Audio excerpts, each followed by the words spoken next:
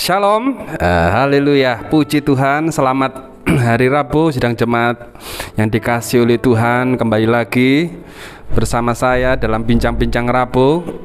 Hari ini kita semua sehat, semua diberkati oleh Tuhan. Itu semuanya karena anugerah Tuhan. Kiranya hari Rabu ini kita biarlah lebih dikuatkan lagi melalui kesaksian-kesaksian dan melalui perbincangan kita. Oke, kita akan berdoa dulu untuk memulai acara kita sore hari ini. Haleluya. Bapa, kami mengucap syukur, Engkau baik, sangat baik. Terima kasih untuk hari ini. Engkau jadikan kami sehat, Engkau berkati kami dengan kondisi yang baik. Tuhan, terima kasih karena memberkati setiap apa yang kami kerjakan di pertengahan minggu ini. Tuhan tolong dalam pekerjaan kami, Tuhan tolong dalam kesehatan kami, di dalam sekolah anak-anak-Mu. Tuhan berkati Bapa. Tuhan, dalam kesempatan ini kami akan berbincang-bincang untuk menguatkan satu dengan yang lainnya. Tuhan tolong acara ini dari awal pertengahan hingga akhirnya, biar Allah Roh Kudus kiranya menyertai, memberkati kami semuanya. Terima kasih Bapa, kami serahkan Tuhan alat kami pakai semuanya untuk sarana kemuliaan nama-Mu. Terima kasih, kami siap dan kami akan memulai acara ini di dalam nama Tuhan Yesus kami berdoa. Haleluya, amin. Puji Tuhan. Sidang jemaat di rumah, tetap protokol kesehatan. Hari ini tetap pakai masker ya, tetap jaga jarak, cuci tangan ya, vaksin ya, yang kedua dan maupun selanjutnya. Oke, dalam perbincangan kita hari ini ya, kita tetap akan berbincang-bincang dengan jiwa baru ya. Jiwa baru yang baru dibaptis, adik-adik kita, anak-anak kita yang baru dibaptis. Mari kita akan dengar kesaksian mereka dan alasan kenapa mereka untuk dibaptis. Oke, ada bersama dengan saya hari ini 3 jiwa baru. Oke, perkenalkan nama dulu. Silahkan. Shalom, perkenalkan nama saya Grace. Shalom, perkenalkan nama saya Fani. Shalom, perkenalkan nama saya Andre. Hari ini saya akan mulai perbincangan dengan Mbak Grace ya. Saya panggil Mbak Grace karena mungkin masih muda ya, masih muda dan sudah mempunyai komitmen untuk dibaptis. Nah, dalam pandangan Mbak Grace ini, apa arti baptisan menurut Mbak Grace? Menurut saya, baptisan air adalah tanda bukti nyata bahwa kita telah sah menerima dan menjadi pengikut Yesus Kristus. Ya, berarti Mbak Grace sudah terima Yesus, ya, sudah lahir baru, dan kiranya Mbak Grace boleh mempunyai semangat Kristus di dalam hidupnya. Ya, puji Tuhan. Nah, apa pendapat dari Mbak Fani ya tentang baptisan air menurut Mbak Fani? Silahkan. Baptisan air menurut saya itu dimana kita mendeklarasikan di depan umum bahwa kita sudah percaya, sudah sah menjadi pengikut Yesus, sudah menerima Yesus Kristus dalam diri kita. Secara fisik, Mbak Fani sudah dibaptis oleh Tuhan dan mendeklarasikan bahwa saya milik Yesus dan tidak ada yang bisa mengganggunya. Dan mari kita terus dukung Mbak Fani dalam pertumbuhan imannya. Tetap percaya kepada Tuhan bahwa Tuhan mampu memberkati dalam sepanjang hidupnya. Oke, next selanjutnya kita akan bertanya ke Mas Andre ya. Mas Andre, apa menurut Mas Andre baptisan air itu?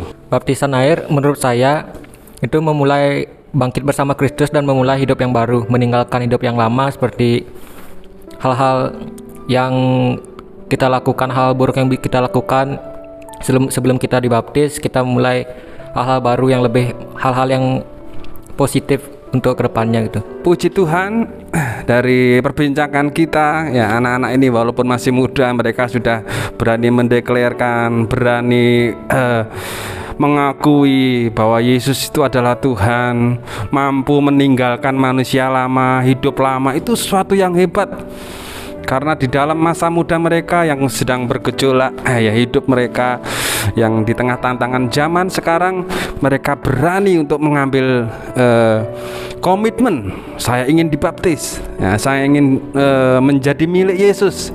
Dan itu waktu, mari kita akan tetap doakan mereka di dalam kesempatan ini, biarlah mereka bertumbuh iman bersama-sama untuk kemuliaan nama Tuhan. Ya, satu pertanyaan lagi ya.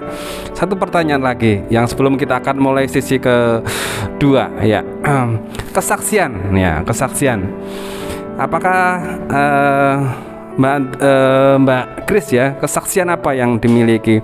Kenapa saya harus dibaptis ya? Kesaksian saya adalah kenapa saya memutuskan untuk dibaptis karena saya ingin lebih dekat kepada Kristus, saya percaya kepada Kristus, dan saya ingin meninggalkan hidup lama saya yang penuh dengan dosa, dan saya ingin memulai hidup yang baru. Kesaksian hidup itu penting karena sebagai orang Kristen kita harus memiliki kesaksian hidup ya, hari-hari bersama dengan Tuhan. Kesaksian itu merupakan bukti bahwa kita itu disertai oleh Tuhan ya. Jadi anak-anak Tuhan, sedang jemaat di rumah, mari kita memiliki kesaksian dalam hidupan kita, sehingga kesaksian itu yang mematahkan semua belenggu-belenggu dosa. Kesaksian itu yang membuat iblis itu dihancurkan. Ada pujian, oleh kesaksian kita iblis dipatahkan, kuasanya dihancurkan. Ya, itu oleh darah Yesus itu kuasa iblis dipatahkan. Puji Tuhan. Dengan Mbak Fani. Kesaksian saya itu dulu saya belum mantap untuk ikut baptis karena masih ragu, karena takut ntar setelah baptis gimana ya gitu. Tapi setelah ikut pengarahan dari Kak Andre, dari orang tua juga, kayak jadi lebih mantap untuk ikut dibaptis, karena setelah dibaptis tuh lebih ngerasa kayak aku benar-benar milik Tuhan. Saya benar-benar milik Tuhan. Saya bisa hidup lebih baik dari sebelumnya. Dari saya tuh ada di dalam Tuhan gitu loh. Jadi saya lebih mantap untuk dibaptis karena saya yakin dan percaya dengan setelah saya dibaptis saya menjadi lebih baik lagi dalam perlindungan Tuhan. Setelah dibaptis hidup lebih baik lagi ya, kesaksian demi kesaksian. Oke, dari Mas Andre ini mungkin ada kesaksian dalam hidupnya yang mengambil komitmen untuk dibaptis. Kesaksian saya setelah dibaptis yang saya rasakan, saya lebih ingin berubah menjadi pribadi yang baik, terutama di keluarga juga, menjadi anak yang baik dan juga menjadi kakak yang baik.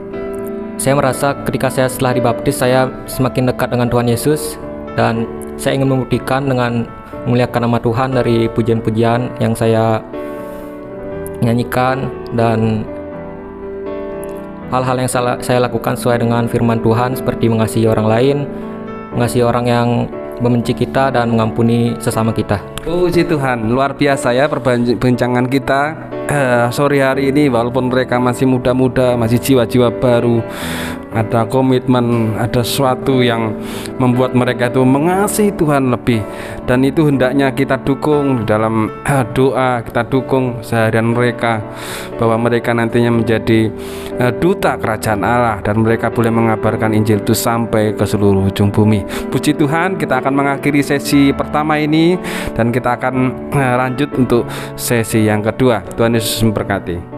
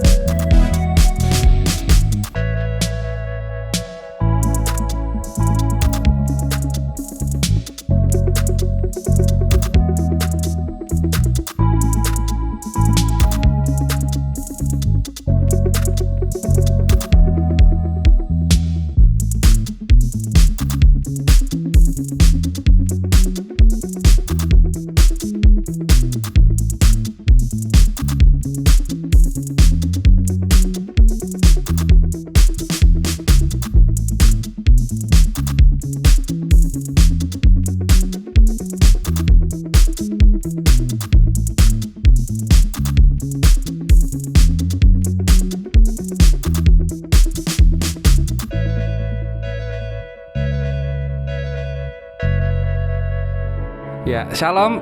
Sidang jemaat di rumah ya, kita akan mulai sesi yang kedua ya, tentang arti baptisan menurut jiwa baru. Dan pada hari ini ya, kita akan melihat ya seberapa tahu mereka tentang ayat-ayat Alkitab ya. Kita akan tanya untuk ayat emas yang menjadi pegangan dalam hidup mereka. Puji Tuhan. Mbak Kris, apa ayat emas dalam hidup? Ayat emas dalam hidup saya yaitu ada di Mazmur 18 ayat 28.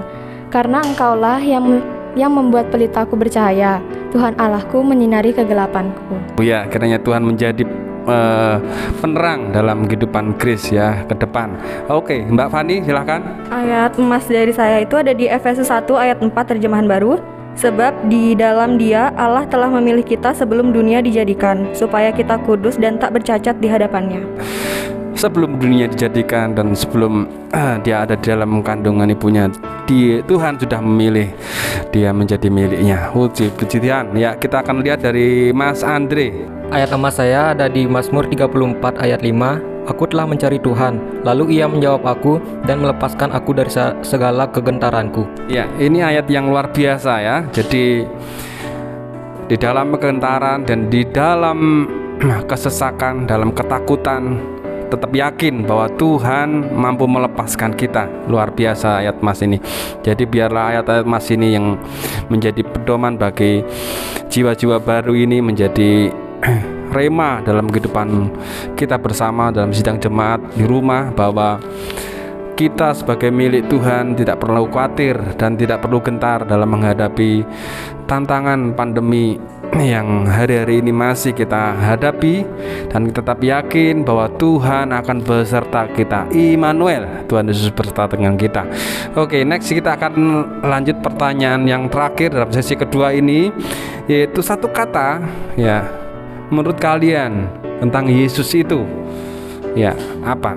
Satu kata tentang Yesus yaitu Maha Penolong. Karena ketika saya mengalami pencobaan dan penderitaan, Yesus pasti tidak akan membiarkan saya terjatuh. Tapi sebaliknya, Yesus akan selalu menolong dan membangkitkan saya. Itu yang menjadi berkat dalam kehidupan Mbak Chris, bahwa Tuhan yang menjadi penolong dalam hidupnya, penolong yang setia.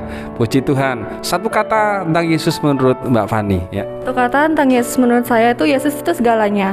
Dia penuh sukacita, penuh kasih, penuh damai, penuh dengan dia selalu memaafkan, dia maha pengasih, maha pencipta. Jadi menurut saya Tuhan itu segalanya buat saya. Tuhan adalah segalanya. Jadi segalanya adalah Tuhan, karena memang dia penolong dan pencipta segala sesuatunya, dan kita adalah miliknya. Puji Tuhan. Itu satu kata tentang Yesus yang digambarkan oleh Mbak Fani. Kita akan lihat dari Mas Andre, satu kata tentang Yesus.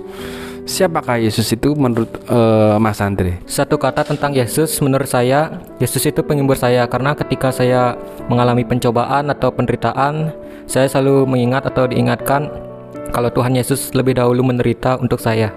Tuhan Yesus selalu menolong kita dan menjadi penyembuh kita, karena Tuhan Yesus sudah mati bagi kita semuanya, menolong kita.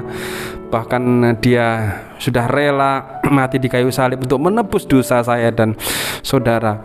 Dan oleh sebab itu kita harus lebih lagi mengasihi Tuhan, dan lebih lagi untuk mencari hadirat Tuhan, sehingga di situ ada kuasa, ada kemuliaan, dan kita lebih dekat dengan Tuhan. Oke, puji Tuhan. Perbincangan yang menarik, perbincangan yang kiranya memberkati sidang jemaat di rumah, bahwa hari-hari ini kita tetap perlu Tuhan.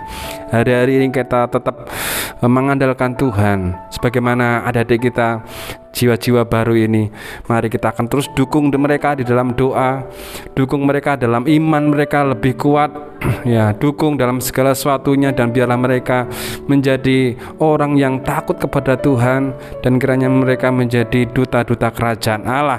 Puji Tuhan.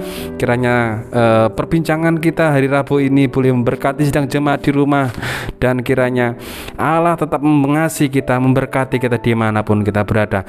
Amin. Kita akan menutup perbincangan kita sore hari ini dengan doa. Puji Tuhan. Bapa, kami mengucap syukur kiranya malam hari ini kami sudah mengakhiri perbincangan kami dengan anak-anak kami, dengan adik-adik kami, jiwa-jiwa baru ini Tuhan. Dan biarlah Tuhan tolong dalam hari-hari ke depan pertumbuhan iman mereka.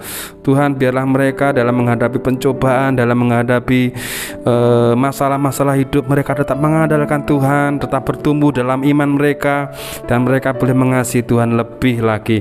Terima kasih, berkati iman anak-anakmu ini Tuhan. Berkati kiranya seluruh sidang jemaatmu di rumah, kiranya memberkati berkati mereka. Tuhan, kami memberkati juga seluruh tim multimedia, seluruh tim dalam BBR ini. Tuhan, tolong berkati setiap apa yang kami layani, apa yang kami kerjakan boleh mendatangkan kebaikan dan nama Tuhan dipermuliakan. Terima kasih Bapa.